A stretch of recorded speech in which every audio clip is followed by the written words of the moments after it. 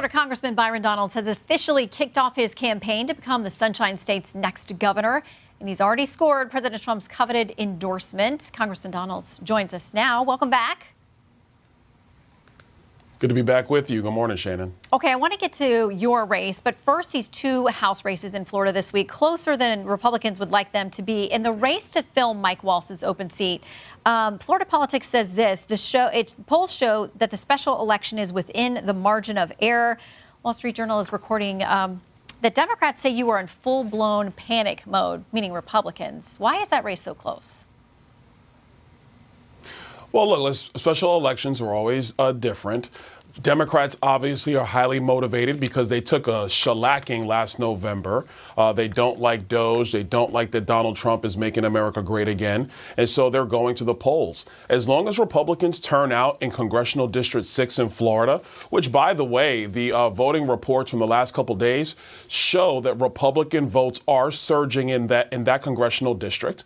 But as long as Republican voters get to the polls and vote, they're going to be just fine. And I'll be remiss if I don't add the Supreme Court race going on in Wisconsin. Same dynamic. Democrat voters, because of their dramatic losses last November, they're motivated. Republican voters, we have to get to the polls. We got to show up and vote in Wisconsin for the Supreme Court race. And in Florida, Congressional District 6, Congressional District 1, Republican voters have to turn out. They got to show up. Election day's Tuesday. And if you want Donald Trump to be successful in his mission to make America great again, Republicans have to continue to go to the polls. Yeah, we've got one of the judges in that Wisconsin race coming up in just a little bit in the show to look at that as well.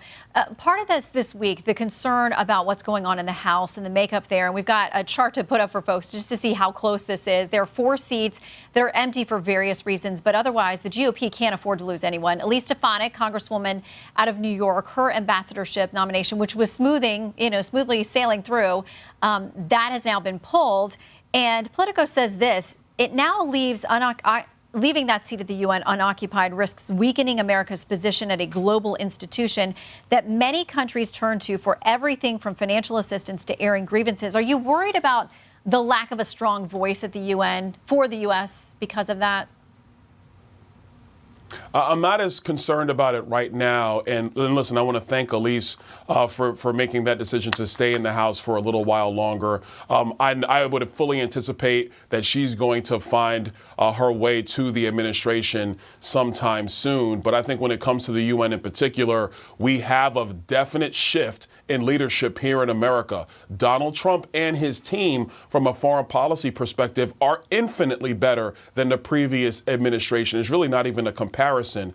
So I think even though we don't have a UN ambassador at this point, that does not leave a vacuum where America's strength and America's leadership is somehow not on the world stage. You can clearly see that America is leading once again because President Trump's back in office. So let's talk about your race there in my home state, in Florida. You've praised Governor DeSantis. You've actually stood with him in some really tough moments and defended him. You said you'd like to pick his brain and win over his support or endorsement. Still talk that his wife, Casey, may get into the race. What do you think your odds are of getting that endorsement? Oh, well, look, I would say they're pretty good. A lot depends on what's going to happen over the next couple of months. But listen, I'm a conservative before anything else. That's how I came into politics as a political activist in the Tea Party movement. So the last 15 years, I've been in politics. I've done everything from being on street corners, holding signs, knocking doors. When I was in the legislature, I defended constitutional rights. I've been a stalwart for parental choice and options when it comes to education. And in Congress, I've been really at the tip of the spear of battling the Democrats and some of the radical media outfits on their own networks. So I think that my track record in the Republican conservative movement is something that lines up with Governor DeSantis. He has his own decisions to make. But as being successful in this race, being the state's next governor, my goal is to build on the foundation that he's laid and then step into the other things that Florida is going to have to accomplish, in my opinion, for the future of our state. And you know, the minute that you officially announce, the gloves come off. So there's this reporting from NBC News. They quote someone that they identify as a DeSantis-aligned Republican operative saying this, quote, "I'm not sure he's ready for what's coming. I don't think he will be able to withstand the onslaught when a huge spotlight is put on his past." The article goes on to quote opponents of yours saying that you've never had the vetting of a really serious race. Your response? My first response is I laugh. They weren't paying attention to my congressional primary in Southwest Florida, where $3 million of negative ads were spent against me, trying to attack me in Southwest Florida, and I won that race. Secondarily, to any of my critics, let me just be very clear with you. I'm not going to be intimidated.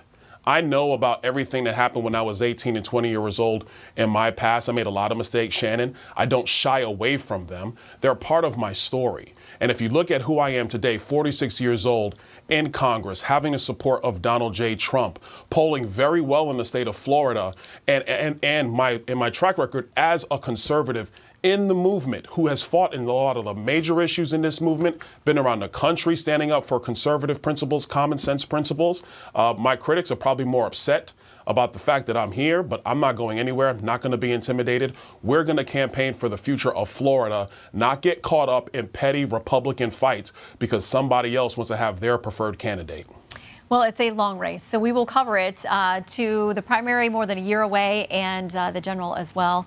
Congressman, see you back here in D.C. Thank you for your time. Hi, everyone. I'm Brian Kilmeade. I want you to do me a favor. I want you to click to subscribe to the Fox News YouTube page. This is the only way that I know for sure that you're not going to miss any great commentary, any great news bites, any great interviews coming your way on Fox. You can get it all here on YouTube. So subscribe right now.